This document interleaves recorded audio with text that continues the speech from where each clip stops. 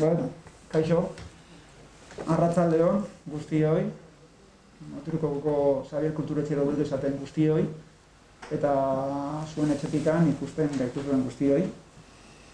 Ni Inigo Agirre naiz, Ruben Antonegirekin batera, gara Mutrikoko Udaleko Ekologia Batzordeko zinegotziak. Orduan, gaurko egunean, emango digu hasiera 2021ko Mutrikoko natur jardunaldiei. Beste urte batzutan egin dugun bezala.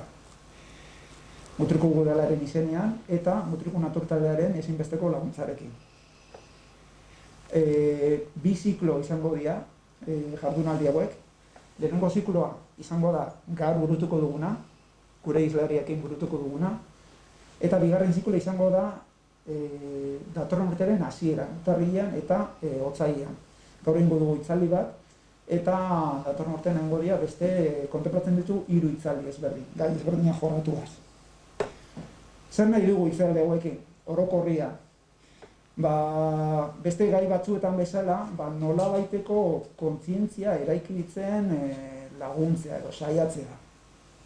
Inguratzen gaituen, kasu honetan inguratzen gaituen, bi eta guretzako oso garrantzitsuak diren bi zutaben inguruan. Natura eta ondarea. Zutabe hauek dira oso garrantzitsuak, baina guretzako behintzat hauskorrak, sentikorrak, zaurgarriak, eta gure ikuspuntutik behintzat apurka-apurka galtzen gaudenak, tamalez. Etengabeko hazkundea bilatzen dugun gure gizarte honetan. Behin betirako galdu ez daitezen, bere presentzia eta egiten duten lana, bi zutabe hauek, balorean ipintzea bultzatzen dugu. Bultzatzen nahi dugu behintzat.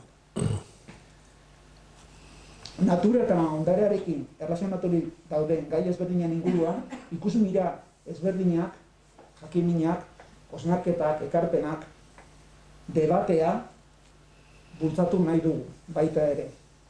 Honela gutako bakoitzak, bere buruan, eta guzti honekin, nolabaiteko barneratintza bat egina, bere eritza eraiki dezan.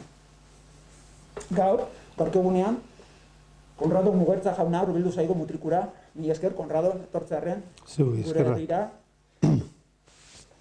Eta Konrado Mugertza, beak bere burua aurkeztu duen bezala, bere eskatu genion aurkezten sinopsi bezala, ordenez esango dut, argazkilaria, biologoa eta irakasle ohia. Orden horretan ipini zuen, garbada ez da horri lehentasuna, baina berak esango du, ondoren.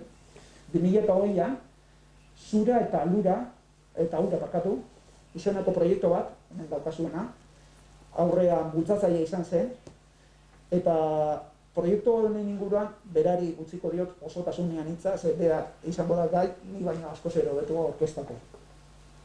Gaurko hitzaldia, titulua nahiko esanguratsua da, itsasportuen kolore galtzea. Uste dut, denok modu baten badakigula zerri buruz arituko zaigu, modu baten. Idei bat hartzen dugula. Hitz bat esan gabe. Azkenean da, galtzar daukagun Euskal Herriko portuetan daukagun funtsezko ondare bat, eta neurri baten portuen arima bat dena, izan dena, eta berbada ez dena izango etorkizunean ez dakigu. Berak, luzatu digu, eskatu genion, sinopsi bat egiteko hitzaldiari buruz, eta bakarrik, Konrado, zure baimenakin, erabiliko ditut, zeuk, erabili zenuten hitza. Bakarrik, izango dira, 3-4 esaldi, bere hitzak dira, eta horrekin hasiko nahi. Behialako arrantza portu koloretsuak ere, gaur maskara zuri batez estali dira. Egurraren kaltetan, poliesterra nagusitzeak, bi ondorio zuzen ekarri ditu. Herriberako zurgintzaren desagerpena eta kostaldeko paisaiaren eraldaketa. Naturan, basoen deforestazioak desertizazioa ekar dezaken antzera, portuen deforestazioak desertizazio kromatikoa eragin du. nire gogoeta eta iritzia. Egurra eta kolorea galtzeaz, edertasuna eta identitatea galdu ditugu. Eta orain, Konrado, ja, utzi zaitut, zuretzara. Eskerrik asko, Inigo. Bueno, arratsaldeon guztioi, eskerrik asko hemen izatearren, eta, bueno, gustukoa izan dakizuela, nik nahi nuke 55 bat minutu inguru, hitz egitea, eta gero, zeuekin solasalditxo bat izatea, edo zeuen galderak, edo okurritzen zaiguna, konturatuko garenez, gai honek helduleku asko izan ditzake, eta bueno, alde horretatik oso gai aberatsa da. Nik Inigok aurkeztu nahi, ni ez naiz antropologoa, edo ez naiz soziologoa, edo ez naiz historiadorea, edo psikologoa, beraz ikututxu batzuk agertuko dira horren inguruan, aurkezpen honetan, baina ez dira nik landu edo sakonduko ditudanak. Badira ondarearen zatiak gure begien aurrean, baina sarritan ia oharkabean galtzen ari garenak. Gaur horretaz hitz egingo dugu. Nik tituluan ere jarri nuen itsasportuen kolore galtzea, egurra, kolorea eta identitatea itsasportuetan. Eta itsasportuetan esaten dudanean, hemen nagusiki Euskal Herriko itsasportuen inguruan hitz egingo dugu, baina gogoeta honek munduko edozein lekutarako balioko du eta ikusiko duzu eta konturatuko gara. Argiak horrela mantendu behar ditugu, ala jetxi egin daiteke zerbait? Bai. Bueno, gutxi ikusiko da...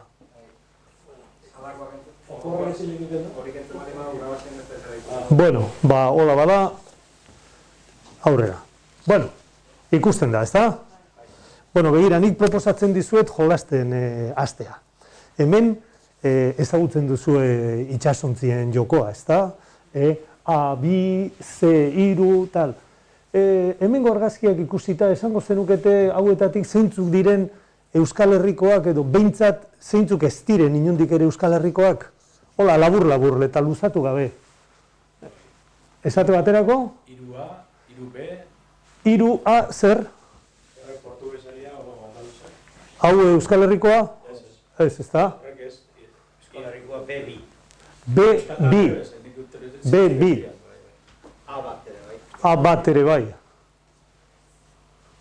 B2 ere bai. Besterik?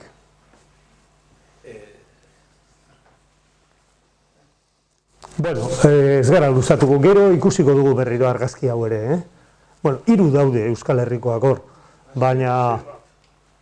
C bat?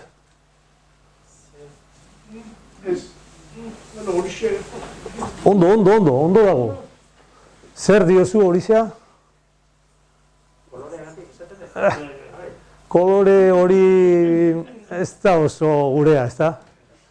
Bueno, ondo da, ez gara honekin luzatuko, gero ikusiko dugu, guazen aurrera.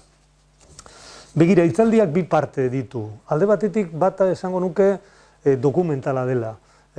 Pixkat, gure arrantza portuetan, gure portuetan gertatu dena, beste prozesu batzuen barruan nola gertatu den, itsas arotzen edo itsas edo herriberako zurgintzaren desagerpena, horren inguruko eta euskera, hizkuntza eta koloreak ere horren inguruko, komentario batzuk ere ingo ditugu, parte dokumentala izango litzateke hori, eta gero beste bat parte edo planteamentu artistikoa duena.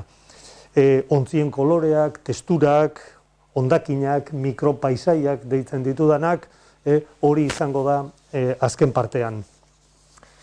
Egia esateko nire lehenengo hurbilketa horra aurkeztu nahi Inigok, ordenak ez du importantziarik, gaur ja jubilatuta nagoenez, agian fotografo edo argazkilari horrek beste pisu bat hartzen du, eta gainera hemen, hause aurkezten ari naiz, ezta?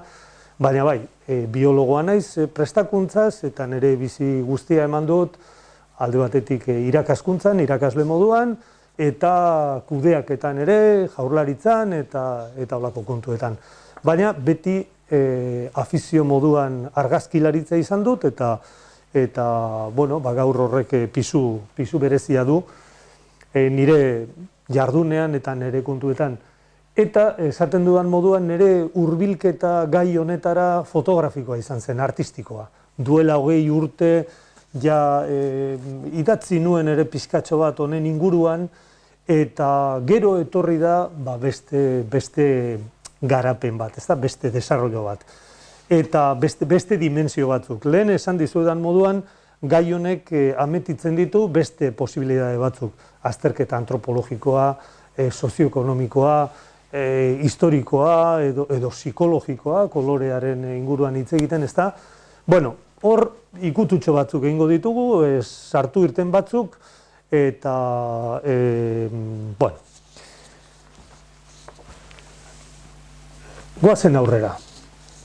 Begira, proiektua, zura eta ura, proiektu fotografiko literario, honetan oinarrituta dago nik gaur hemen kontatuko dudana ere, naiz eta nik garatu egin ditut honezkanpoko beste kontu batzuk, baina gaia esan dugu, aurkeztu dugu zein den, ezta?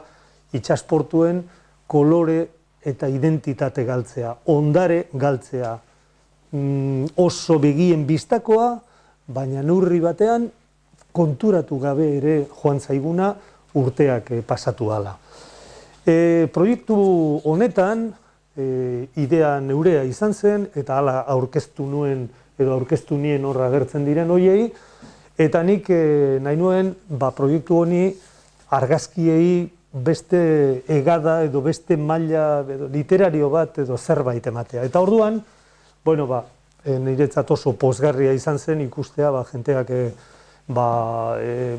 gustora hartu zuela proposamena, eta hor parte hartu dute alde batetik gure kostako idazleak, Leire Bilbao, Itxaro Borda, Unai Elorriaga, Angel Ertxundi, Mirena Gurmeabe, Jokin de Pedro, Kirmen Uribe eta Arantxa Urreta Bizkaia. Denak idazleak, batzuk maila handikoak eta kostaldekoak. Eta gero, Humberto Astibia Unibertsitateko irakaslea, paisajismoan eta aditua, Jesus Mari Lazkano margolaria, pintorea, Felipe Murelaga Lekeitioko itsasarotz oia, Jon Rui Gomez, Bilboko Itsas Museumeko zuzendaria, eta, bueno, neu Konrado Mugertza, argazkilaria eta ideia honen, esango nuke, aurkezlea edo aitan, neurri batean, edo proposatzailea, ezta?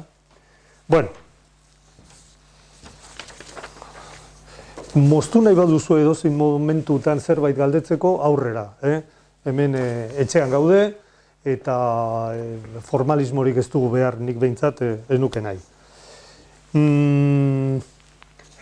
Hemen dituzuen nonbait, bueno, irudiak argazkiak ez dira, baina modu grafikoan erakusketa parte fotografikoa erakusketa moduan izan da Bilboko Itsas Museumen, bueno, 2021 batean ia urte osoan, 20ko abendutik urrir arte, orain datorren hilean, urtarrilean eta 4 hilabetez Donostiako akuariumen izango da, eta gero, bueno, badago konpromiso bat ere, olako, epe labur batzuetan, bai Bermeon eta bai Lekeition ere izateko. Eta gero, ikusiko dugu, beste aukera batzuk ere posible diren. Honekin batera liburuak argitaratu genituen, liburuak 3 koloretan daude, hemen ikusten duzuenez, 3 kolore horiek badute bere arrazoia, bere izateko arrazoia, baina gauza bera dago 3 liburuetan. Eta 4 hizkuntzatan idazle eta parte hartzaile horien idazlanak 4 hizkuntzatan argitaratuta daude. Euskaraz parte esango nuke testu nagusia eta gero beste itzulpenak ingelesez, euskara, frantsesez eta gaztelaniaz. Bueno,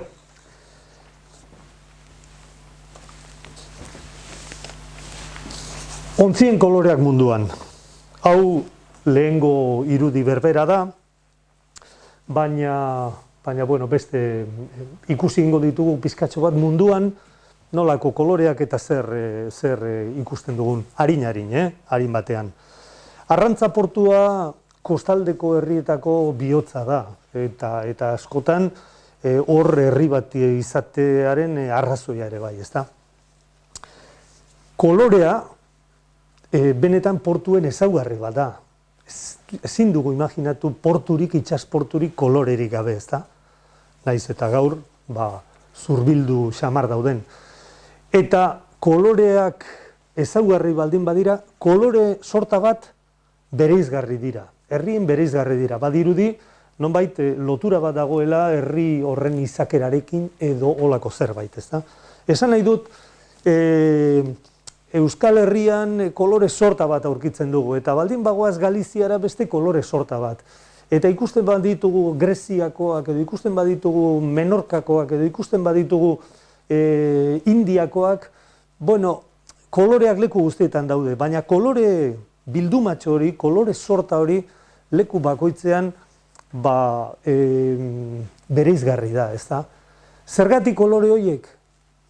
Apaindurak beste alde batetik, ezta? Apaingarriak eta leku batzuetan asko, beste batzuetan oso gutxi, gureetan, ia apaingarririk ez dago gure itsasontzietan. Zergatik? Esaten nuena nonbait, erantzunik ez daukagu, edo erantzun bakarrik ez daukagu, baina, gure eta herrien izakerarekin edo estiloarekin nonbait lotuta daude, ezta? Ikusi ditzagun horrelako argazki batzuk, munduko argazki batzuk, esate batera, harin, Grezia, koloreak, apaingarriak, Mediterranea zuria askotxo ikusten da, Grezia hau ere, kolore laranjak, formak, hau ere Greziakoa, India, benetan hemen sakondu ezkero lan ikaragarria egin daiteke, ikerketa lan ikaragarria eta benetan oso polita. Vietnam, hau ere Vietnam, begira zelako apaingarriak, gurean horrelakorik ez dugu sekula ikusiko. Irlanda, Gambia, Afrikan, beste batzuk ere badaude, hemen. Gambiakoa zen hori, Afrikakoa, Afrikan ere eta Asian, ere gertatzen ari da hemen esaten ari garena, baina beste ritmo batean. Egia da, egurrak oraindik beste bigentzia bat eta beste bizitza bat duela bai Afrikan eta bai Asian. Gure mendebalde honetan gertatzen ari da batez ere gaur ikusiko dugun transformazio edo eraldaketa handi hori. Tenerife, agian norbaitek pentsatuko luke honek baduela Euskal Herriko portu baten antza ere, ezta? Bai, pintzat berde hori, gorri hori, urdin horiek ikusita, ezta? Eta aldiz, Euskal Herria Lapurdi, norbaitek ere esango luke behintzat honek hegoaldeko euskal portuekin ez duela antza handiegirik, ezta? Beraz, nolabait patroi batzuk egongo dira, koloreetan eta baina edozein kasutan ere hori malgua da eta hemen ez dago arau esturik, ezta? Hemen Tenerife,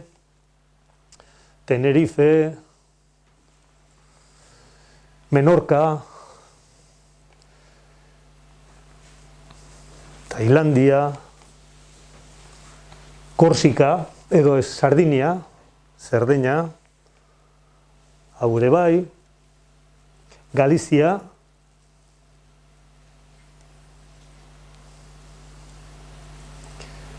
hau ere Mediterraneokoa, Korsika, Korzega, hau ere bai, ikusten duzue, Mediterraneoan batzuetan zuri-zuriak, Balearretan eta zuria oso ugaria da, oso nabarmena, beste leku batzuetan, ikusten duzu hemen zelako koloreak eta ze koloretsu, ezta? Bueno,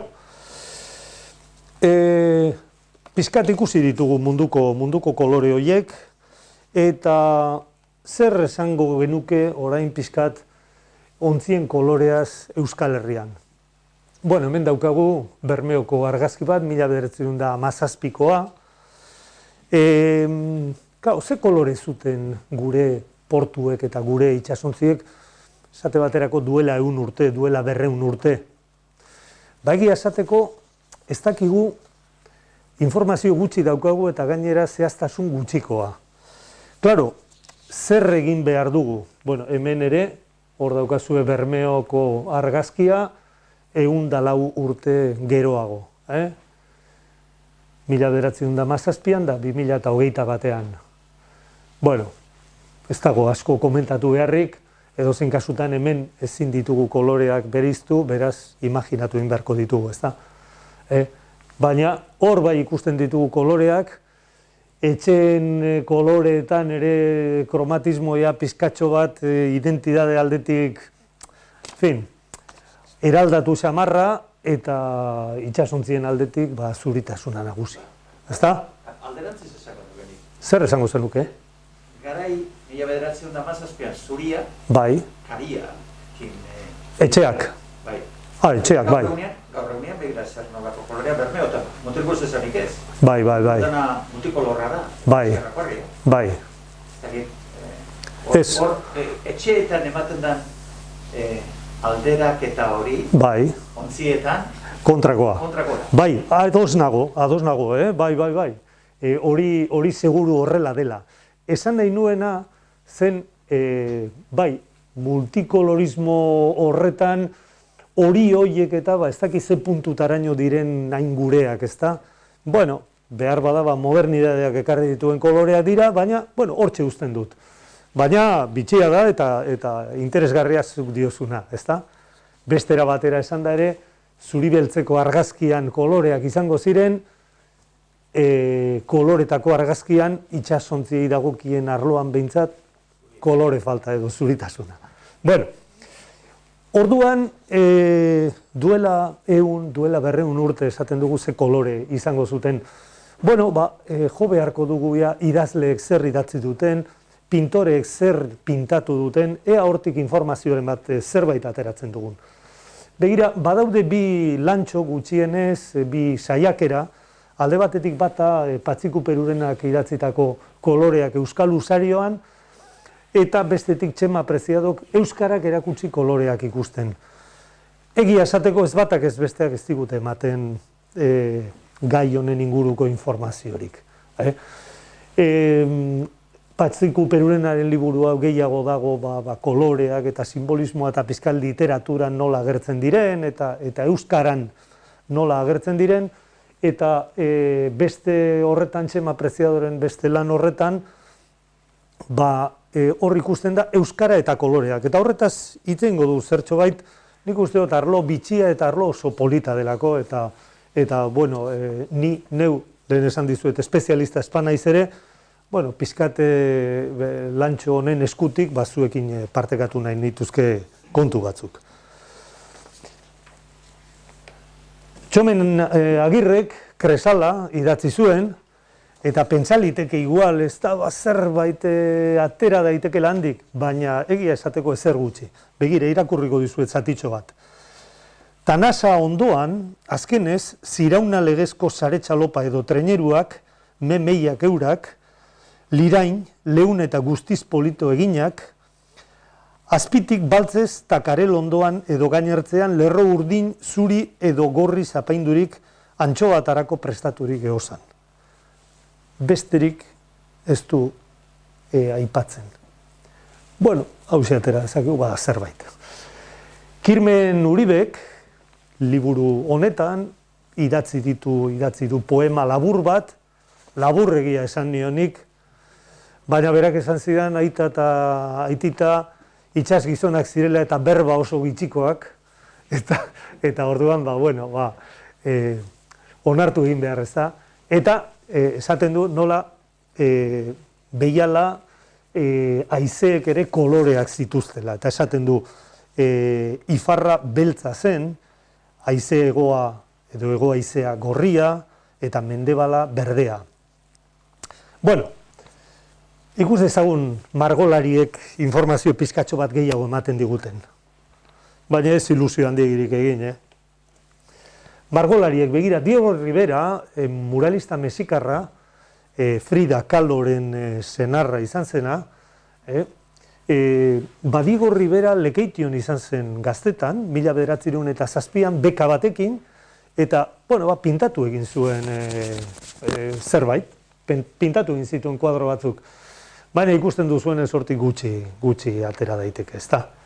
Izan ere, pintorek, euren modura ikusten dute, eta horrek ez du esan nahi errealismoz islatu nahi dutenik aurrean daukatena, ezta? Bueno, berdin gertatzen zaigu hemen Julian de Tellaetxerekin. Julian Tellaetxere Lekeition bizi izan zen garai batez, eta hortxe daukagu Lekeitioko portua, eta berde batzuk agertzen dira hemen, baina hortik ere ezin dugu askorik atera. Eta beste hauek ere Tellaetxerenak dira, eta ikusten duzue batean zuriak, beste batzuetan zuria, beltza, en fin, ez dugu hor gehiegirik ateratzerik. Adolfo Giarden honetan urdin batzuk agertzen dira, badirudi baduela zaletasuna urdinez pintatzeko itsasontziak, Luis Paretek 18. mendean itsasontzi gorri bat pintatzen du Kontxako badian. Baina hemen badaukagu Uzelai, Jose Maria Uzelai, Bermeotarra, Bermeon jaio, Busturian hil zena, eta pintura benetan aparta da ikusten duzuenez, duela gutxi ikusi ahal izan nuen nik Guggenheimen, 16 metro luzekoa, eta Uzelaik 1923an pintura hau egin zuen Bermeoko batzokirako. Eta 1927an tropa frankistak sartu zirenean Bermeon, batzokia hartu zuten eta Falange Espainolako egoitza bihurtu zuten. Kontua da, pintura hau tirokatu egin zutela, eta ikusiko dugunez, ontzietan, itsasontzietan eta agertzen diren izenak, euskerazkoak, kutsu nazionalistakoak eta hemen berreskuratuta ikusten dugu zaharberrituta, baina ezabatu egin zituzten pintura beltzez, tirokatu eta bar. Begira, honetan ikusten da, konpondu baino lehenago, hemen tiroak eta hemen Sabin ze jartzen zuen, Sabin etxea, hemen alkartasuna, ludiko atsegina, Arantzazuko ama, Arginena, Almikako ama, horiek izen guztiok ezabatu egin zituzten pintura grisez, eta mihisea, lientzoa oso kaltetuta geratu zen, baina gero berreskuratu ahal izan zen, eta hortxe daukagu. Ikusten duzue, gorria, berdea, urdina, hortxe daude, hau nonbait fidagarriagoa edo errealitatetik hurbilago dago, eta, gogoratzen dute Ondarroako armadore baten alabak esaten zidala, bere aitak kontatua, itsasontziak zuri, gorri eta berdez pintatzen bazituzten Frankoren garaian, izuna jasotzeko arrisku bizia zutela, eta askotan ebitatu egiten zituztela horiek ere. Beraz, esaten dugunean zergatik koloreak, ikusten dugu nolako arrazoi, benetan bereziak egon daitezken, ez da kasu batzuetan.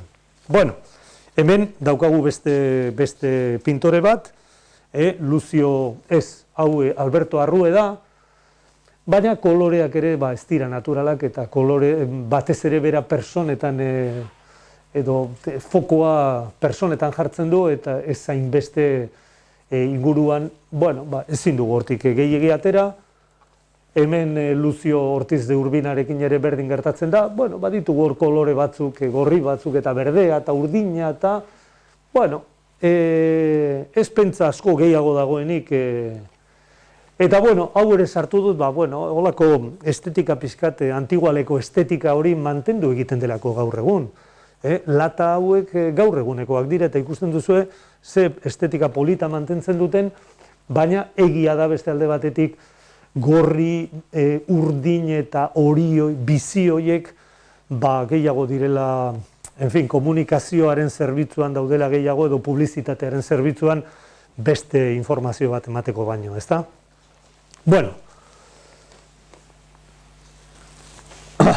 Baina koloreak eta pinturak itsasontzietan bakarrik ez, lehen esan dugu etxeetan ere bai, eta portuetako lonjetan, noraietan, edo arraina eramateko gurdietan eta elementu guztietan, ezta? Begira, Mirenagur Meabek, Lekeitiarra bera, kontatzen zuen, bere aitak itsasontzia zuela, eta berdez pintatua eta pintura berdea zeukala, zalgurdi edo berde karruaje deitzen den horretakoa, eta, etxean dena zutela, kafetera bera ere berdez pintatuta zeukatela. Ondo aprobetxatzeko, Hori portu daretan gertatu zen. Hori zer? Portu daretan. Bai, ez da? Armadori barku ez ze kolore, etxia alako kolorea. Bai. Marketexia berdina. Dana barrute. Baiz nun ikusileken kolore asko. Ointio, batzuk galdu egia. Utrikuko txaurra zarrorrekin. Danak amiluta dauzen. Bai. Ikusi ditut, bai hori ze. Oin jalazteko izupa, 60 urteko, o 70 urteko, niko gortzen eragi, marketexe etxekua, eta barkoia barantzek eta segun, arrantzalia ze barkutan lanien zabilen, horrexe. Merkina. Hori da. Gura pitzutan iztu. Hori aprobetxau eta ala behar zan, ez da? Oso ondo. Hor pintorei buruz, eta mutilgoti behiratuta, Bai. eta oso ondo sartzen da gainera, bi behintzat aipatu behar dira. Bat da Olanoren argazki hori Jesus pintura oraindik Mauleongo zeria dauzkagu, Olano pitorikoa izatez, baina udara motriko pasatzen zut, hainbat kuadro pintatu zituen arrantza gaiekin. Bai. Nik bazkat, hola, ateratata zerien da oso kuriosoa diena, politia dira gainera, kolore aldetik. Berdea ez iguala inbeste, urdina, gorria bai, oso kolore bizia dira, oso kolore eta bestea da, Zuloaga bera. Zuloagak hartu eman handira zakan honekin, Furundarenarekin, eta orduan... Nik, moaz esan dezu, Bitor Furundarenara itxas ontzen kolore asuntueko, niretza pintori interesgarriena. Noizkoa da, Furundarena? Furundarena, haura neure osaba. Bai. Bueno, horrekin... Zan haura... Zuloa baino gaztio, pixka gaztio. Eta zuloa gentzion behai, pixkate, como apadrina. Ja. Pixkate haura zan, zintzuan organizazioen lagundu gintxurakin da haura. Baina kolore moduan, porque eta beti itxasasuntu, Obazabixea... Bezkaixo zan, baina, haurien ere horrekin. Ila behatzireun. Bai, ez baina... Amaia, Zuzeno endela 20 urte, itzala. Bueno, ez, interesgarria da hori eta... Egun urte bai, onazako zan, egun urte. Bueno, pasatuko dira zu informazio hori, Olano, Furundarena... Bai. Eberto. Bueno, kontuan izatekoa eta... Interesatzen zait. Horrek baino gehiago, porque gaina zan pentsore bat kolorea realista pixkatula kolore... Zerto. Bueno, ekarpen interesgarria, eskerrik asko. Aurrera egingo dugu. Jesus Mari Lazkano pintoreak bere partea idatzi zuen hemen, bere eta esaten du euskal ontziak kolore kromatikoki primarioetan margotzen zirela. Gehienean urdin, gorri, berde edo beltza kroskoan eta oroar zuria aparailuetan eta zubian. Eta, bueno, ikusten badugu kartelistek, bueno, hemen ikusten dugu beste irudi bat ere, ella baditu urte batzuk, baina, bueno, ikusten badugu kartelistek ere kartelak egin dituztenean, Lapurdiko Getariako kartel horretan, edo Kontxako banderako kartel honetan, bueno, beti kolore horiek, laranja bat hemen agertzen da, baina horixe. Edo, esate baterako, gaur egungo beste pintore batena, iparraldeko beste pintore batena. Hau ere iparraldeko Partarrie, beste pintore bat, irudi zoragarriak dituena, eta, bueno, oso ondo datorkiguna pizkate, bueno, hau girotzeko ere, ezta? Koloreak alde batetik, eta, bueno, euskal munduarekin erabate identifikatu daiteken irudia. Claro, esango genuke, zergatik kolore horiek? Zergatik? Bueno, ez dezala inork pentsatu erantzunik daukagunik. Ez dakigu. Zergatik? Izango zen disponibilidadeagatik, koloreen prezioagatik, edo nonbait sustraituta dauden balio edo sustraituta dauden euskal kulturako simbolismoko kontu batzuengatik, politika kontuengatik, izan daitezke kolore batzuk eta batzuetan nonbait nazio sentimentuarekin erlazioa dutenak, gure herriaren berdea eta gorria eta, ezta? Edo gure koloreak gorria, berdea eta zuria, bueno, baina egia esateko ez dut inun ere ikusi edo irakurri edo azalpenik aurkitu zergatik pintatzen diren edo zergatik pintatzen ziren kolore horiekin. Berdin esan genezake eta Afrikako kolorismo hori, bueno, nonbait hori bai herrien izakerarekin loturaren bat izango du, baina behintzat hor momentuz ez gara gehiago ez dugu osakonduko. Txema Preciado lehen aipatu dizuet, euskarak erakutsi koloreak ikusten lantxo horren egileak. Aipatzen digu, koloreak presente ditugu hor leku guztietan, baina ez gara kontziente benetan dimensio kultural bat dutela. Koloreak dimensio kultural bat duela. Eta bi kontu bitxi kolorearen inguruan, pizkatxo bat bidetik ateratzen gara, baina kolorearen inguruan kontu bitxi batzuk eta euskararen inguruan kontu bitxi batzuk aipatu nahi nituzke hemen zuekin. Batetik, kolorea ez da existitzen. Koloreak zientifikoki ez du izakera objektiborik. Kolorea da gure burmuinean formatzen den sensazio bat. Izan ere, koloreak modu desberdinan ikusten ditugu denok, eta batzuetan eztabaidan, hori berdea dela, hori urdina da, nola? Eztabaida horiek denok izan ditugu, ezta?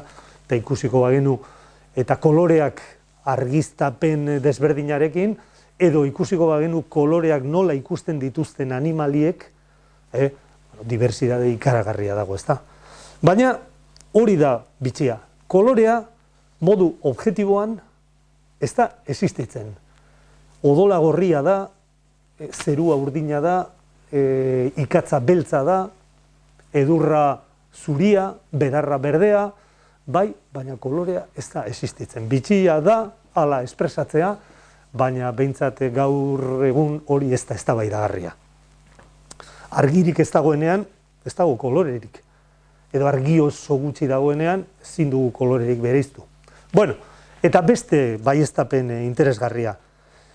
hizkuntzak eragina du koloreen pertzepzioan eta munduaren ikuskeran.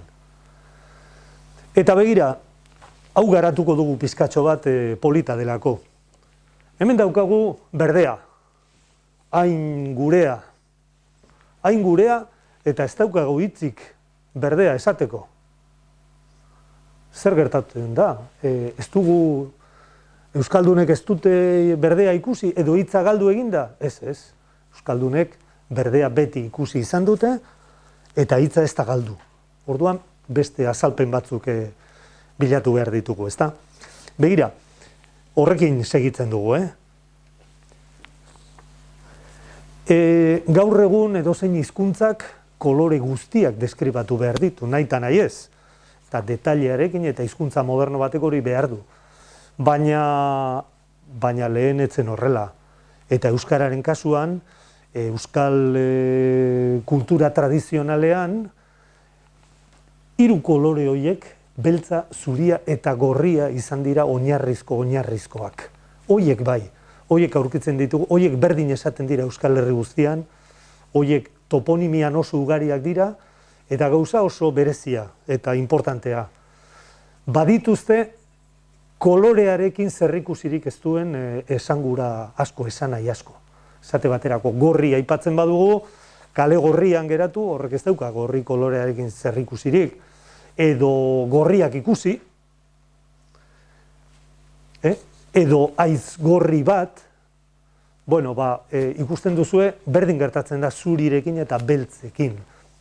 Hor bai ikusten baditugu lehen Patxiku Perurenaren saiakera eta beste lan batzuk Mokoroa eta Lardizabalenak eta hor bai asko idatzi dute eta horixe da. Horiek dira gure 3 oinarrizko koloreak, gure kulturan. Eta gero besteak. Esate baterako. Berdera itzuliz. Berdea batzuk erabiltzen dute orlegi hitza, baina orlegi hitz asmatu bat da, neologismo bat. Musker ere erabili da, hori egokitzapen bat da, muskerrak eta lagartijak, sugandilak eta berdeak direlako eta literaturan aurkitzen dugu musker kolore berdeari deitzeko, eta azkenik berdea daukagu, mailegua, importatua. Ez da hitza importatu dugula. Importatu dugu kontzeptua bera. Euskaldunek ez dute izan, eta beharrik ere ez, itxuraz, kolore berdea izendatzeko hitz bat, kontzeptua ez da existitu. Baina ez gaitezen harritu, hori normala da hizkuntzen eta kulturen artean. Esate baterako, nik hemen atera dut, hizkuntza tartaro finesetan, azula edo urdina, berdea eta grisa bat da, eta berba bat dago horretarako. Baina galesez ere berdin gertatzen da.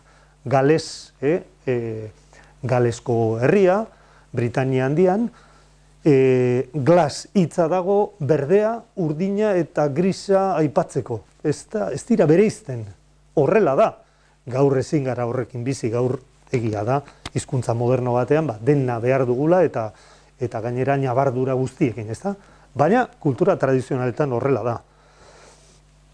Euskaraz, hau urdina da, baina euskaraz urdina ez da jatorriz, ez da azula. Nik ilea urdinduta daukat, eta horrek ez du esan nahi ilea, Arratsaldeon, ilea urdina daukadanik, ez zurituta daukadala, ezta? Urdina, euskal kulturan, izan da zuria eta beltzaren bitarteko eremu hori. Eta gaur deitzen diogu urdina, kolore azulari edo horri. Baina hori berri xamarra da gure hizkuntzan. Baina esaten dizuet horrelakoak dira hizkuntzak eta kulturak. Guk esate baterako ez dugu bereizten euskaraz el eta ella, bera. Horrek gaur zailtasun batzuk sortzen ditu. Izendatzen bada, liburu baten titulua ella baldin bada, nola itzultzen dugu euskarara? Bueno, baina bereizten dugu ordea aizpa, arreba, anaia, neba, beste hizkuntza batzuk ez? Duk eta dun bereizten ditugu, eta beste hizkuntza batzuk ez dute hori, beste hizkuntza batzuk ez dute bereizten singularra eta plurala. Esaten dut, hitz egiten ari naiz pixkat hizkuntza euren tradizioan edo, gaur hizkuntza modernoetan, hori ez da hala gertatzen, ez da. Edo, behintzat salbatu egin behar da nonbait. Beraz, hizkuntzak baldintzatu egiten du, mugatu egiten du nonbait, gure munduaren pertzepzioa eta koloreen pertzepzioa eta deskribapena ere horrela ikusten dugu. Egia da, euskarazko hiztegi kromatikoa laburra da, txikia da, beste kultura batzuetan gertatzen den bezala. Eta horrek eraman zuen nolabait sarrion handia esatera, euskaldunek ez dutela kolorea maitatu.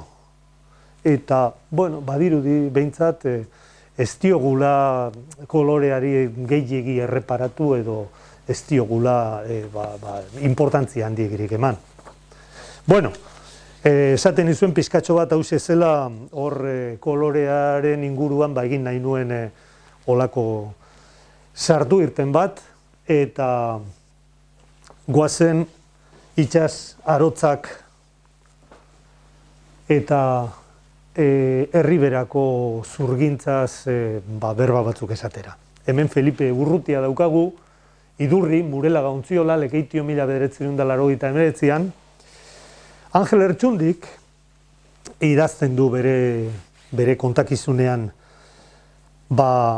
urrezko itsas zurgintzaren urrezko garaian, pintura zaharra lixatu, zura guztiz biluztu arte, arrakalak ondo berdindu, udazkenean izaten diren eguraldi honeko boladaren baten zain egon, ontziak pintatzen hasteko. Gorri, urdin, berde, bizi-bizia koloreak, bizi-bizia usaina, bizi-bizia marinelen animoa, ere, denak txistuka norko zenago, kaioen hegaldien erritmoa markatu nahiko balute bezala. Felipe Murelagak ezagutu du, itsas arotza gustatzen zitzaion eta gustatzen zaio berari esatea, bere ofizio hori, eta ezagutu du ondo hain zuzen ere garai hori, urrezko garai hori, ontziolen, astilleroen eta herriberako zurgintzaren edo arotzeriaren garai hori. Eta begira, berak kontatua da oso zenbaki politak esaten dut nik. Alde batetik esaten du Lekeition, bere garaian 4 ontziola zeudela, 4 astillero zeudela. Eta Lekeition bezala kontuak atera. Ondarruan, Mutrikun, Hondarribian, Baionan, gure geografia guztian. Eurena txikietakoa zen eta 18 behargin zituzten. Eta lanez gainezka urtero ateratzen zituzten, urtero uretaratzen zituzten 3 bapore, ia 30 metrokoak. Eta gero konpontze lanak eta zahar berritze lanak eta mantenimentu lanak eta hori esaten zuen. Ezin zuten guztiarekin. Kontatzen du 2 gizonen artean nola joaten ziren Kantabriara, eta 30 metroko eukaliptoak botatzen zituzten, eta gero, antxe bertan, zerraz, atera pieza bakarra itsasontziaren gila egiteko. Ikusten duzue, mundu hori gaur egun non dagoen, ezta? Gainera kontatzen zidan ere, liburuan berari egindako elkarrizketa dago, kontatzen zuen, eta niretzat harrigarria izan zen, baina, zuetako batzuk, seguru ondo dakizuela hori, garai batean, itsasontziak luzatu nahian erdibitu egiten zirela, eta 5 metroko zati bat tartekatzen zela, eta gero berriro josi egiten zirela. Eta berak esaten zidan, gero hori uretara botatzen genuenean, bihotza estarrian, ondo aguantatuko ote zuen, Kriston zirrara izaten zutela, ezta? Bueno, pizkate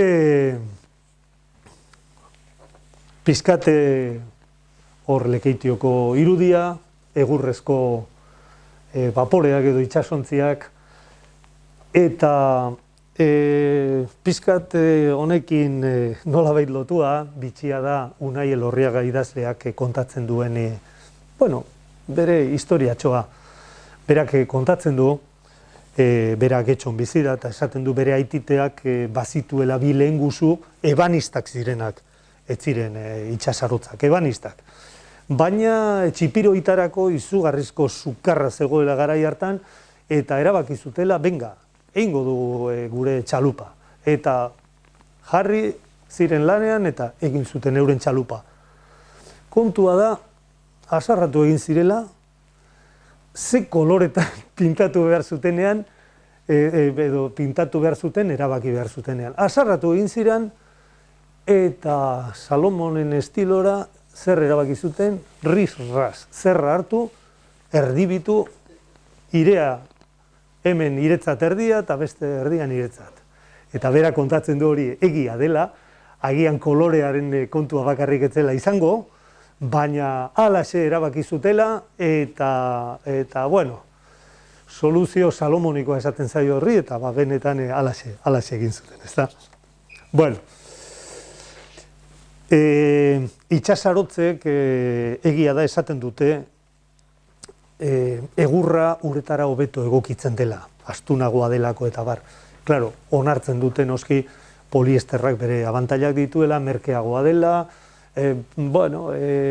konponketak ere errazago egiten direla, esaten dute ez omen dela usteltzen egurra bezala, edo ez dela zahartzen, eta benetan olako irudi bat ikusita pentsatzekoa da egurrak zahartzea nonbait jakintsuagoa egitea bada, eta batzuk hori nahiko genukeia urte batzuk baditugulako, egurrak badakiela zerbait horretaz, ezta? Egurrak badu bere historia, hor badu lehen hitz egiten genuen hemen, kontatu ahalko balu egur horrek eta pintura horiek euren historia, zenbat historia dauden horratzean, ezta? Poliesterrak, ez duena.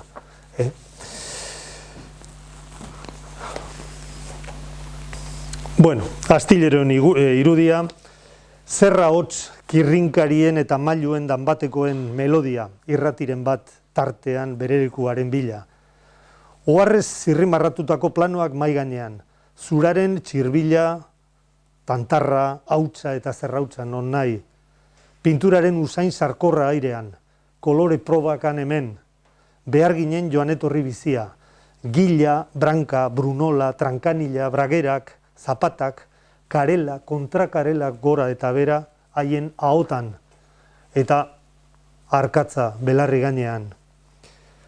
Ontzi berri baten ezurdura pixkanaka jakituriaz eta mimoz egurrezko haragiz gorputz hartuz doala. Horixe ziren astileroak, ontziolak. Gaur tradizio horren kate luze eta aberatsa eten eginda. Felipe Murelagaren enbarkazio egurrezkoa berak kontatzen zuen, Mendesako kanpinera eraman zuten, apaingarri. Ona nentorrenean, hor ere ikusi dut rotonda batean badagoela deban, horixe, apaingarri. Nonbait horrek ere badu bere metafora, ez da, edo bere zera. Goazen aurrera, eta, modernitateak eraldaketa nabarmenak ekarri ditu eta galerak ere bai, ez da. Esaten ari gara itsas zurgintzarekin eta zer gertatu den, eta zer desagertu den horrekin, gauza asko desagertu dira, ez da? Eta paisaia, kostako paisaia ere, erabat aldatu egin da. Baina, klaro, batez ere hitz egin dugu materialen aldaketa bat gertatu dela, hau da, lehen egurra zegoen lekuan poliesterra sartu dela. Baina ez da bakarrik hori gauza gehiegi murriztea litzateke. Hori gertatu da, bai, egia da, baina beste hainbat prozesu globalizatzaileren altzoan, esango nukenik. Begira, 50. edo 50. hamarkadan arrantza askatasuna zegoen, edo arrantza askatasuna zen lege, eta orduan ia kutsaduraz eta ez genuen hitz egiten, eta arrantza industriala bere hastapenetan zegoen, gero 60etan itsasfloten esango genuke itsasflotak euren gorenean zeudela, eta 60an, 70aren hamarkadan hasi ziren ere agertzen Europako politika komunitarioak eta legeak, eta, bueno, hemen ez gara horretan luzatuko, ezta, baina ondorioz floten murrizketa ekarri zuten eta kapturen, harrapaketen mugatzea, ezta, gaur egun ere, horrelaxe gaude. Horrek eragin ikaragarria izan zuen itsasportuetan, zer esanik ez. Gero, itsasontzien sofistikazio teknologikoa etorri zen, eta harrapaketa ikaragarriak alde batetik, mundu mailako konpetentzia euren artean, arrantza enpresaia ikaragarri handiak, gero kontzeptu berriak etorri dira, kontzeptu berri horietan, garai batean kutsaduraz hitz egiten genuen, baina gaur ez dugu, gaur iraunkortasunaz eta sostenibilidadeaz hitz egiten dugu, eta beste hainbat eta hainbat kontzeptu erabiltzen ditugu, ezta? Ustiapen, baliabideen ustiapen arduratsua, aldaketa klimatikoa, ozonoaren zuloan negutegi efektuko gasak, plastikoen kutsadura, eta berrikiago karbono aztarnaren kontzeptu oso importantea. Horrekin batera, beste aldaketak ere gizarte mailan gertatu dira. Claro, lehen eta bigarren sektoretik, arrantza, ganaderitza eta nekazaritza eta industriatik, lehenengo eta bigarren sektoretatik, 3. eta 4. pasatu gara, hirien konzentrazioa ikaragarri handitu da eta hiriak handitu egin dira. Egia da herrietara ere bueltatu egin garela, baina, komentatzen nuen, Rafa Perez Beristaini ere irakurri diodan moduan, eta aipatu behar da noski, herrietara bai eta nekazalgunetara bai itzuli gara, baina baserria txalet bihurtuz. Ez baserria berreskuratuz. Beraz aldaketa nabarmena da. Eta turismoa, migrazioak, belaunaldi berrien errelebo falta sektorean eta sektore guztietan. Eta gainera material berriak, egia da, material plastikoak, beira zuntza, material poliesterrak eta abar eta abar. Egia da, aldatu egin dira, ona motrikuko argazki bat, aldaketa nabarmena gertatu da. Bizimoduak aldatu dira, jarduera ekonomikoak, industriala, kulturalak aldatu dira, kostako herrien soziologia aldatu eginda, usarioak eta ohiturak eta paisaia bera ere aldatu eginda. Garai batean arrantza-untziak zirena gaur aisialdiko eta belauntziak dira, ez da nagusi. Hemen ikusten dugu alde batetik egurra eta beste batetik poliesterra, eta labur bilduz hemen jarri nahi izan dut. Egurretik poliesterrera, arrantzatik aisiaren kulturara pasatu gara, eta koloreen diversitatetik zuritasunera. Leire Bilbaok dio orain, kaire hurbiltzen naizenero, izara zuriz estalitako ohe hutsak ikusten ditut kulunkan. Eta Arantxa Urreta Bizkaiak dio, inuitek 20 hitz inguru dituztela zuria izendatzeko. Eta dio nik eskatu egin beharko dizkiegula hitz horiek gure zuri zikin hoien gamma izendatzeko. 20rekin agian egingo genuke. zuri zikina Arantxa Urreta Bizkaiak berak erabiltzen duen espresioa da. Bueno, hemen Lekeitioko portua ere goitik ikusita, analogiak egin daitezke, hemen lehen aipatu da basoen deforestazioa, basoen deforestazioak naturan diversitatea edo biodiversitatearen murrizketa ekartzen du zuzenean, eta desertizazioa ere ekar dezake. Hemen holako zerbait gertatu da, gure itxasportuak deforestatu egin dira, egurra galdu dute, eta behintzat basamortutze edo desertizazio kromatiko bat gertatu da, ezta? Beste lagun batek esan zidan aizu, eta koralekin gertatzen dena, koral biziak koloretsuak izaten dira, hiltzen direnean zuritu egiten dira, eta hor daukagu ere beste analogia polit bat, ezta? Zuritasun antzu batek hartu du gure portuak, gure paisaia, eta hemen jarri nahi izan dut, ez dago argazkia. Bai, badago, ikusten duzuen maskarilla bat. Bueno, hain modan daukagun hau, hain zuzen ere, pandemiak, azken batez prozesu globalizatzaile bat da hau ere, pandemiak itxasportuak ere hartu ditu, eta maskara zuri batez estali ditu, ezta? Bueno, goazen aurrera, eta... Hor, argazki hori lahatzen bezu? Bai, zein? Segi atzea, beste bat gehiago, hori. Hor konturatzen zea lehenengo lerroa, ez eta poliesterreko esan zela zeukaten kolorea. Bai. Zurira golpean esan atrebitzu pasatzen. Zantzan, intermedio bezala hori, egia da. Ja, lotza galdu da esango dugu, eta ja zuria. Bai, baina, begira, Jon Rui Gomezek dio, kanpotik betiko koloreak ikusi alba dira ere, eta egia da hor betiko koloreak daudela, esaten du arima zuria dagoela, eta goitik ikusten badugu arima zuria da. Eta esaten du itxasportuak ez leku bihurtu direla.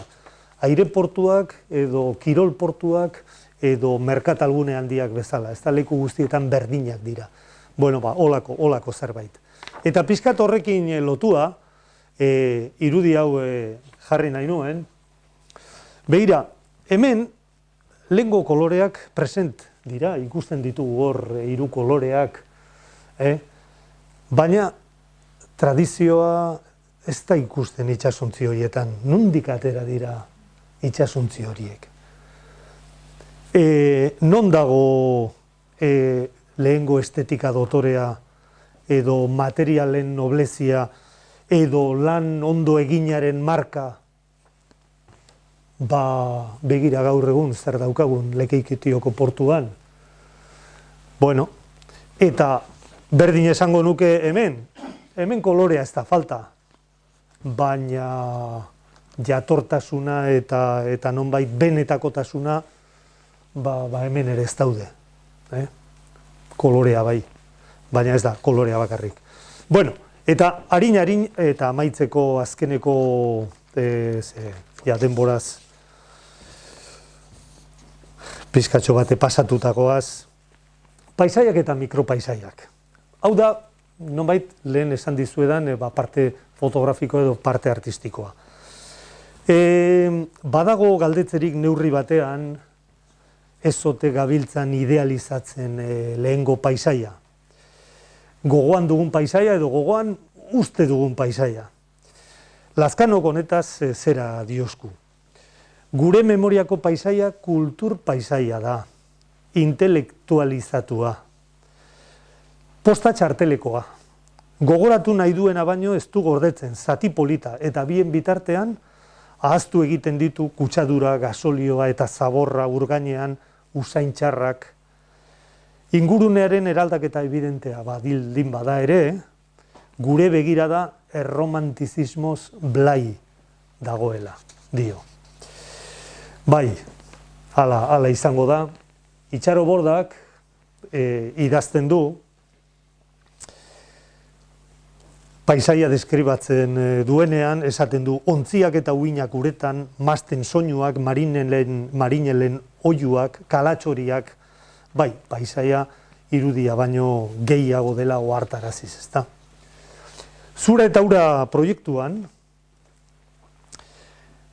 zura eta ura izendatu nuen nik hau, azken batez, egurra eta ura direlako, bi elementu sortzaileak edo esango genuke, itsasontzi bat konzeptualizatzeko bi elementu ezinbestekoak, ezta? Zerezkoa da zurezkoa eta uretarako, ezta?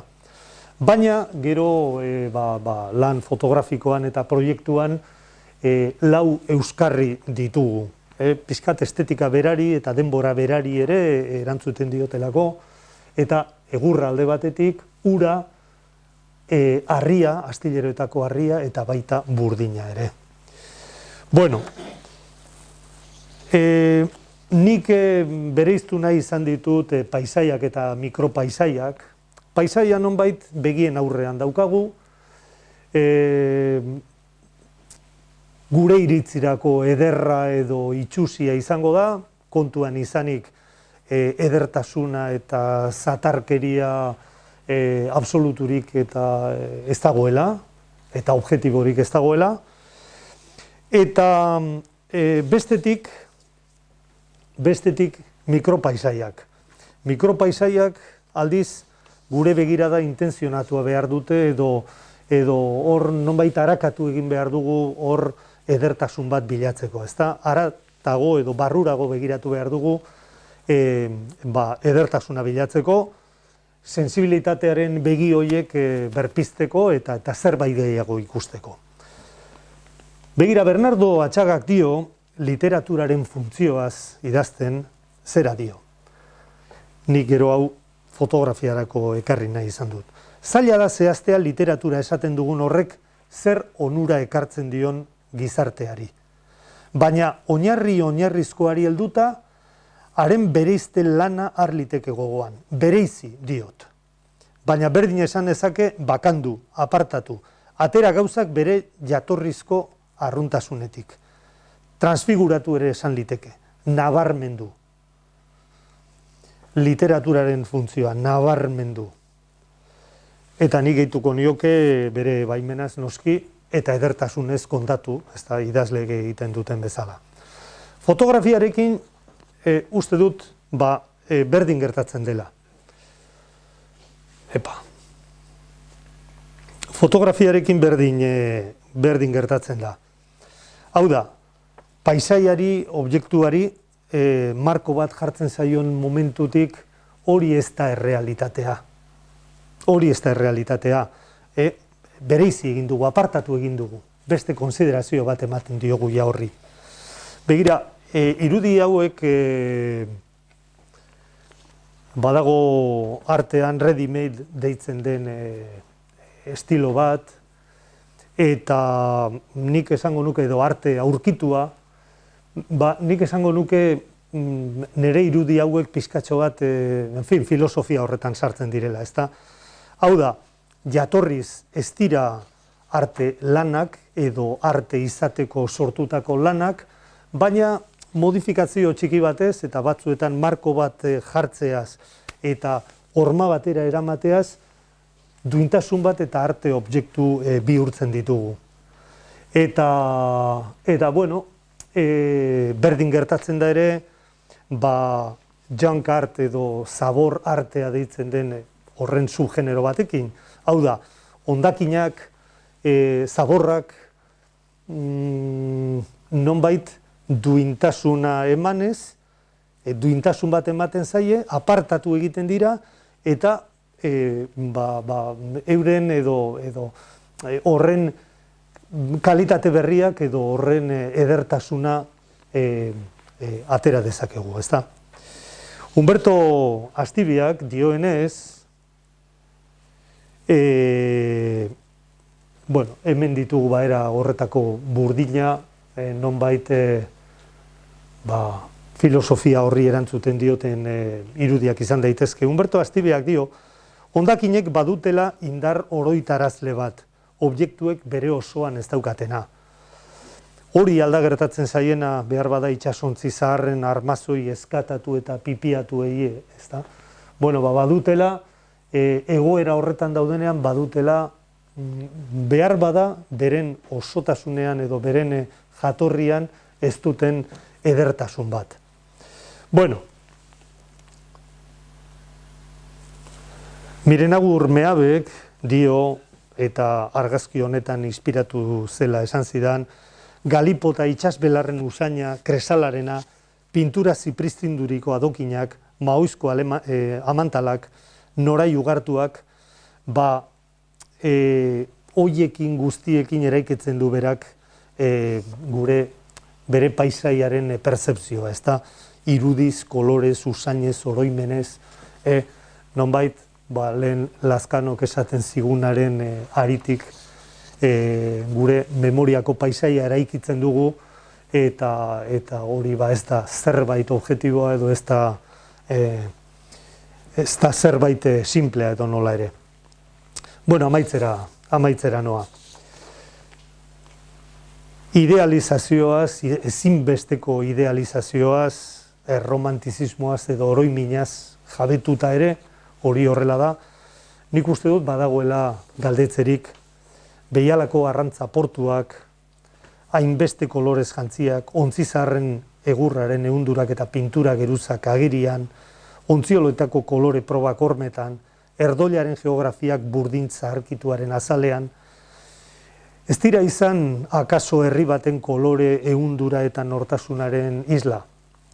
Gaur, gero eta antzerakoagoak dira.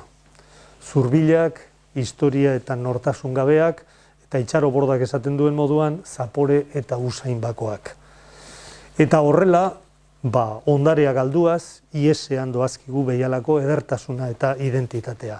Biak eskutik, oharkabean, area bezala atzamarren artean. Eta, hauxe da, eskerrik asko, formal, egun zaretelako, eta pizkate luzatu gara, baina nik neuk ez dute prisarik, eta zuen aldetik komentarioen bat edo zerbait garatu nahi baduzu edo, zeuen esanetara nago. Aipatu duzu identitatea, ez? Itxasotzien formak eta koloriak eta hori, hemen komentatu zu, zaingo zela itzaldia azteko, zela portuen zeuden arrantzalen txabolak, favoretakoak eta inbeste eutegietan, da hartetzen zala, eta justo etorrizako Alberto berriekin enbiar deuela bota eta txabola berria. Txabola berria, enbiar dutena da txabola tipologia bat erabaki, eta haren Zementozkoak. Segurrezkoak. Gurrezkoak. Hain geho beste kontu izango da ze kolore ematen zaioan horri, eta bat Hombre, justo pentsatu denen gozela zementozko blokeakin Txalupa kubierta zuzia, taiatu gurrezkoak. Guri enkargo bat entzigun Fermin Leizaola edade asko dakar eta lan asko indakoa etnografian. Eskatu zigun mesedez txabola horren zaintza. Ez patrimonio oso garrantzitsua zala eta gaur enteratzen gira hola erabakia hartuta dauela. Ez, presupuestotan sartuta itxuraz. Presupuestoan zehatasunea ez dute da egiten. Esan edetena da, asmoa da, txabolak egitea, berdinak egitea, eurrezkoak pentsatzen dute egingo dituztena, zera? Berdinak modelo lehenengo modeloa galditu zen, lehenengo modeloa da, urdina eta kaioarekin da, haren modeloaren antzekoa, eta gero, pentsatzen du kolore desberdinak emango dizkio, dela logikoa da. Modelo bate partez hiru launa hartu. Hori dek, baina lehenea latoz, zenbat eta modelo gehiago, lan gehiago beharko du diseinadorea. Diru gehiago gastatuko eta beti alaba jakungo ditu. Egiten dugu, danak egurrezko eta txaluko berdina modelo bat hartuta. Horre Lekeitioko esan dezun hortan, kuriosoa da, Lekeitioko lau ontzi horiek, hor, benetako apostua egin zuen famili batek, famili batera etorri zen, kapotarra, bertan baina baina ez leketio jaioa, horrela ulertuta dakar, eta bertan hasi lanean. Horrelako txalupa bat, kanpotik ekarritako idearekin, txalupa bat egin. Eta txalupa horren kopiak, kontxe bazea Laura berdina dira. Bai. Kopiak kontxo beira arek nola egin duen gainean lan egiteko, ez dakizen estalia. Bai. Eta gero horreko oso lotura handia dauka, leketio bakarrik, ez dakit beste porto bate, baina leketio gertatzen den nola baiteko lehen sektore eta turismoaren arteko lotura horrekin. Alegia, zu lekeitio ontzi hauek arrantzatzen dute eta kaian saltzen dute. Naiz eta debekatua izan, zera, gaurko legediaren arabera, baina, bueno, alako zer bat ertera zioten, pixkan mediterraneoan da. Zerian, Mallorcan ere, toki batzutan gertatzen da hori. Eta horrek ematen dio, balore añadido bat, kolore bat, herriari,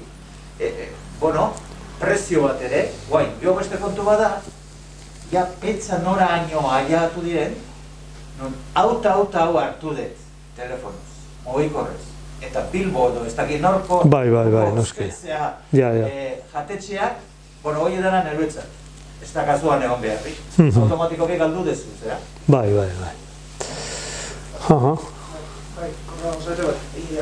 Azken partidan ingreso osmarketa bat, romantizismoa, idealizazioaren inguruan oso interesgarria konpartitzen dutena.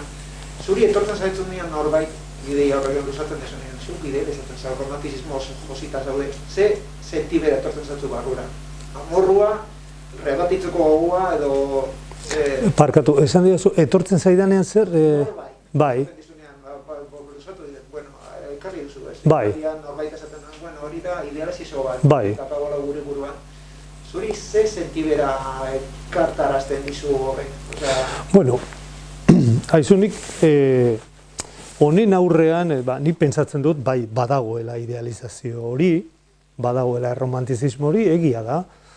Ni bat nator hor, Jesu Mari Lazkanok bere lanean aipatzen duen horrekin, edo esplikatzen duen horrekin, bai, bat nator. Haratago joan da, pentsatzen dut, bai, begirada nostalgiko batez ari garela, esaten, bai, ze pena hau galdu da eta bar, bueno, hori hor dago. Eta nik ez dut esaten gainera nostalgia txarra denik edo, ez dut pentsatzen. Nostalgia txarra da benetan paralizatzen bagaitu, baina gure gogo eta aberasteko eta nonbait gure sentimentuak ere berpizteko uste dut nostalgia horrek laguntzen duela. Beraz, aberasgarria ere izan daiteke. Nik uste dut hemen dagoela errealitatearen konstatazio bat, eta bueno, pentsatzen duana da, pena da, pena da, neurri batean bai, gauza berriak etorri dira, badakigu gauza batzuk desagertu egiten direla gure garapen honetan, baina, bueno, hola da mundua. Hau badago, nik galdetzen diot neure buruari, hemendik zer atera behar dut nik? Ze etekin atera behar diot nik honi? Ze nostalgia horretan bakarrik ez naiz geratuko, ezta? Ba nik diot, bueno, gutxienez, ezagutu egin behar dugu gure tradizioa zein izan den, gure baloreak zeintzuk izan diren, eta nonbait etorkizuna eraikitzen dugunean ere, hori kontuan izan.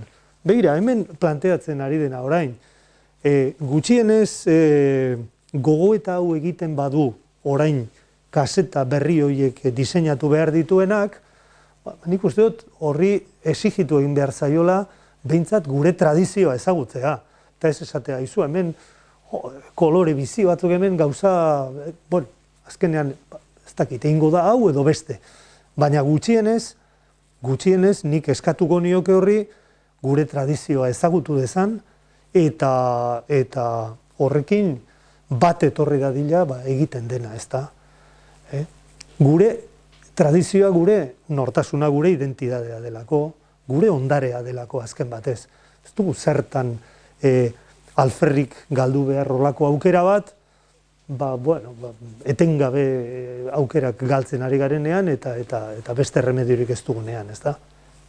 Gero beste eztabaida batzuk daude, Ba, ez dakit nik. Honek badauka atzera bueltarik, itzuliko da egurra, hori beste eztabaida bat da. Eta hor, bueno, kontu interesgarriak eta politak daude, Por ejemplo, Alfaola, horrek ez eta Bai.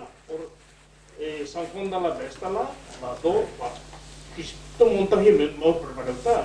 Eta jendia junetzen da, Bai. Hori ederra da,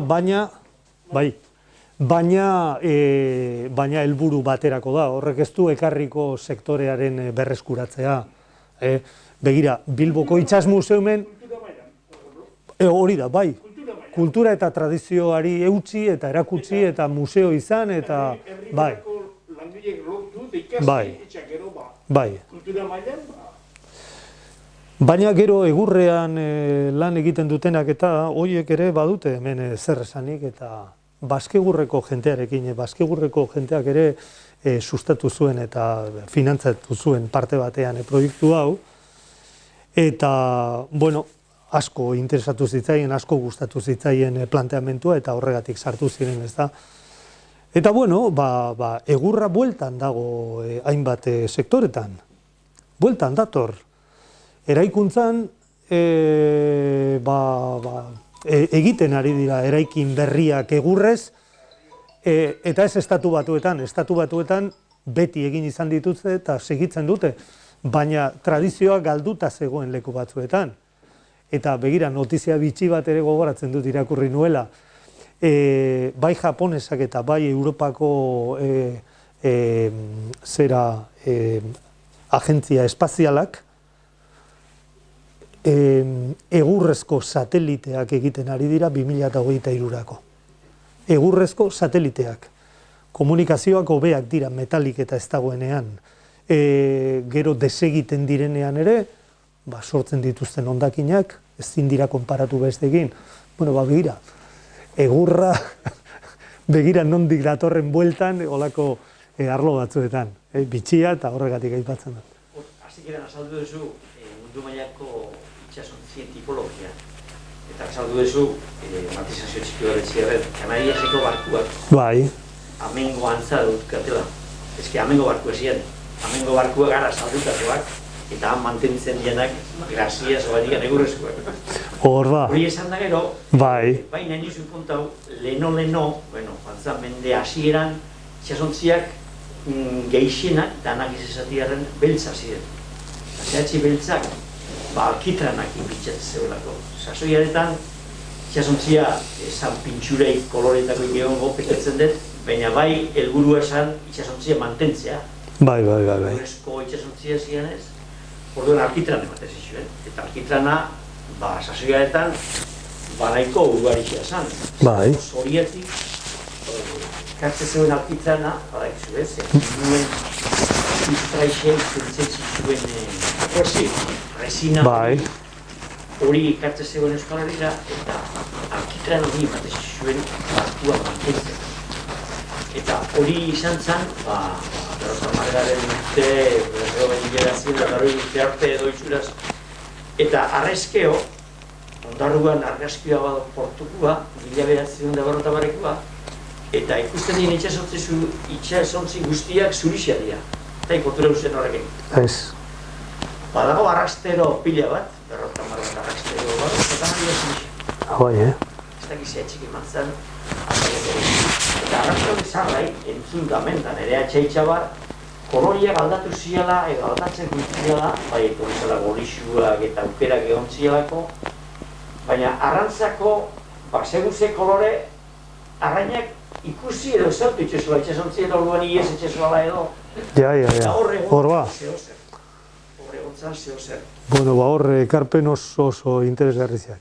Eta horre egon da gaina, ondarra bizian badago historia bat, badago esaten deuenak, itxasontziei pintxuri emateko sobratzen zanak gero, etxeko balkoiai eta ematen ziotela pintxuri. Bai, klaro. Badago, zea bat. Horredanak esan da gero, baina inoan azaldu nola, gure historia eta gure ondaria, egurren ondare hori, pikotak bandala. Gaur eskolarrean, Albaola aipatule horrek, Aida, Albaola egurrezko itxasontzi horre mantendu nahizean eta lan egoki bat etxen, baina San Juan hasi baino lehenuo, albaolak, igual eukosoan dauzkago hendikan, igual 12, 15, edo igual 20 itxasontzi artesanalak, eta horrekin zabilen berraizten. Eta albaolakin azteko, lekuik izagoenez, trasladatu zeuen, barku txiki egurrezko horre guztiak, kabeli batea, pasaian, eta handa bostana guztentzen. Zaten den, zerako konsientzia gutxi, edo guretik hasitza eta administrazio handik. Osea, gure ondari esan den egur hau, gure ondari esan den itxasontzi, eta gure ondari esan den arrantza honek, zerako importantzia egitzi daukar. Gaur, zorionez, Asiria Zumaian, jende militante batzuk hor barkua konpontzen eta baina orokorrian uste duintzako barkuak, ez Bermeon, lekatxo ondar zabal. Bai, usteltzen utzi ditugu. Bai. Itxasontzi guztiak, administrazioak, erosi duanak, jabetu duanak, ez dakitxe, erakus lehio modure bitzeko, dana ustel du india. Zerako konsientzia gitxi daukagu. Bai, nik ere ala pentsatzen dut. Egurrezko ondare hau mantentzeko, baina benetan, ez, bai. Ez dakinik, zehose edo... Baina ez bakarrik hori, ondare industrialari buruz itzengo bagenu berdin. Oraindik gaur egun ere, han Bilbo inguruan eta ondare industriala ikusten dugu, egunetik egunera, alferrik galtzen eta gainbera datorrela, eta hemendik pare bat egunera, ez da beste atzera bueltarik izango. Bilbon itxas museua, ondaruko Aristondo barkua, antxustegi. Antxustegi, bai. Familiak zelako borrukia. Bai. Eintzoan, 8-10 urtean, zelako usteltzen izan. Bueno, baina, zorionez... Zelako burrukat azkenean lortu zuten. Zelako burruka eta zelako ulertu ezin administrazio desberdinen artean. Negargarria. Partidu berekoak izan da, garai baten ezin elkar ulertu eta bai ezagutzen dut pixkate hangoa. Eta itxas museumea aipatu duzu, eta itxas museumek badauka erain deitzen den bere arotze tailerra, eta, bueno, han ere, gazte batzuk badabiltza ikasten eta egiten ditue olako txalupa batzuk, eta ikasteko, esan nahi dut, han ez dago produkzio industrialik ez dagoelako nora atera, ez da?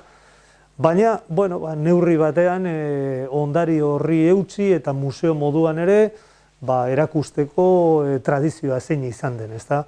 Baina hori da, honek badu atzera bueltarik egurra nolabait bueltatuko da, ze begira, batek esaten zidan horrelako hitzaldi batean esaten zuen. Aizu, gutxienez, zuaitzentzat eta basoentzat hobeto, ez da? Ez bada erabiltzen egurrik. Baina hori ez da horrela inundik ere. Basoentzat hobeto egurra erabiliko balitz. Lehen aipatu dugu horre karbono aztarna, plastikoa, poliesterra sortzea, fabrikatzea, naturarentzako eta balantze energetikoa eginda askoz ere garestiagoa da, eta askoz ere kutsagarriagoa da, eta askoz ere gasto handiagoa dauka egurra erabiltzeak baino. Egurra azken batez baliabide natural bat da, eta ziklo luzeago edo laburragoa izango du, baina ezin da konparatu, termino ekologikoetan, ezin da konparatu. Beraz, egurra erabiliko balitz, askoz ere hobeto zentzu guztietan. 1600 urtean da, hemen etxezan eurontziek, ordua, eta baso banak etxezian, hartu plantillakin, hau koazteako, hau opako, hau da moztu, baina zauan, ordenen zaudatu eta liburu ipinitxa, zein basu egin, nola eta hainbeste egur atatzen zuen, eta basoak gerutu betu. Gerutu egur gexo, eta gerutu gotu zaitza zuen. Horrek, liburu doz, diputazioak eta zau horretan zen, eta eruta zuen, hola, Eta multakietan temazak, eta beti egurra ondo. Jun plantillakin hartu, markatu, eta hau koesteako, hau bestako, hau da, eta egurra beti ondo gobernauta, basuk ondo gobernauta, eta beti prest. Bai, albaolak,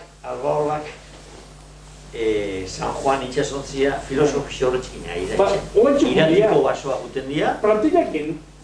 Iratiko basoa juten dira, bertako arduradunakin eta baso zainakin, hau moztu bierda, ze hau ja traba etxen dabil beste inguruko bai, eta eurak antolatzen dizue, eta eurak gaintzen dugu, ze arbola moztu eta zer eta arbolarekin, edo arbola moztutakoarekin nahi dira plantilen bitartez. Etxe zuen gero, arbolak, aritzak, klase ez da izan, klase ez hartu da sojakin da lotu, eta arbola zugehitzau, hemendiken 40 urtea, o 50 urtea, balixoko dau, kostilako, o atzeko, tinteroako, o esero izan. Eta etxe zeuen aurra, eta gero pum, plantillakin da hartu. Ni akrotzera joan esatezia akrotzen, Valentin Zumalabe Zarra, itzana, aurra postuko zuen, baku egitzera, eta plantillak hartzen zuen kamionetan, furgonetan, hola, eta jutezan basu eta idatira horra. Eta plantillakin, etxe zuen elegitzu berak, gero moztutzen zuen, dekartzen zuen mutara. Mutrikura. Horre dira, kalidadezko basoak, benetako basoak, bertako espeziek. Baina justo aipatu zuen, bazkegurrek eta potentziatu dutena da, basoa, landaketa forestal, baina egur merkea, egur izetako etorkizunik ez dakana. Hori da arazoa, ez? Baso politika eraman da Euskal Herrian nefastua. Galdu dira basoak eta ondakau landaketak. Eta pinuen gaitza da, horren adieraz, ondakau eukalitoen arazoa lehen aipatu zu, eukalitoa erabilizala mazta egiteko. Zehozetako balio baldin badu, zelulosa ez esateko, ez? Bai, gile egiteko eukaliptoa botatzen zutela. Edariakin da ondo badu, igual topatu dugu irtera bat, ez? Bai. Baina, ekilibrio hori galduta daukagu eta behar dugu basoak Euskal Herrian, gea oso eremu txikia, Gipuzkoa adibidez 7.000 biztanle, eta ez dakau balore naturalik, eta gaina etxen badugu mendiek urbanizau, oan ikusi da, zenbat lur jauzi, zenbat bihar da lehen aipatu dezun sensibilidade hori. Behiteko eta ordenan zori, nizan zuen ordenan zori, eta hau ez zabalik egoko zineke. Emateu, gaur behintzeko baino, horako inkreiblia da, baina, zela zeintze zeuen. Inkreibile. Ondo.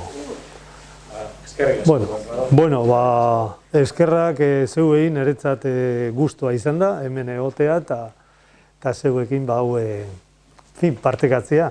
Mutriko izango zen, herria proposa, memori historiko hori, mota bakoitzetik itxasontzi bat, horren aipatu zut zela dagoan, duen eskina bat, utzi. Identitate hori ezin dugu galdu, memoria historiko hori, bestela esango behar beste herri bat gehiago postan. Ez que, Mutriko izan da nagin, izan da baina danetan. Bixuetan lehenenguetan. Bixuko iskotetak kalagoak ere, Mutriko errak, deskurritzu zuen. Antonio Gaztainetan atxak, deskurritzu zuen iskote. 1600 urtean. Eta harrapatzen zuen bixua, baina, apunta pala, sardini baino gexo. Mutrikoko arkupiak eta horrek, la Casa de la Lonja, hori doen ja, la primera sociedad mutrikokoa, eta eintzan bixua manejatzeko.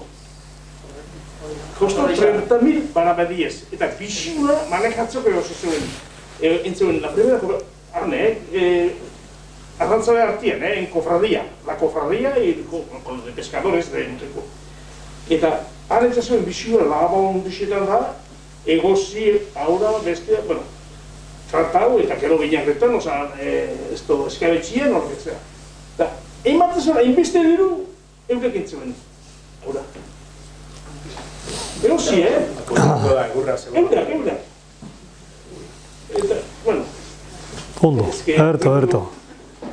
Bueno, hemen gustora hongo gineke, beste ordu erdi edo ordu bete hitz egiten. Eskerrak zeuei. Erto.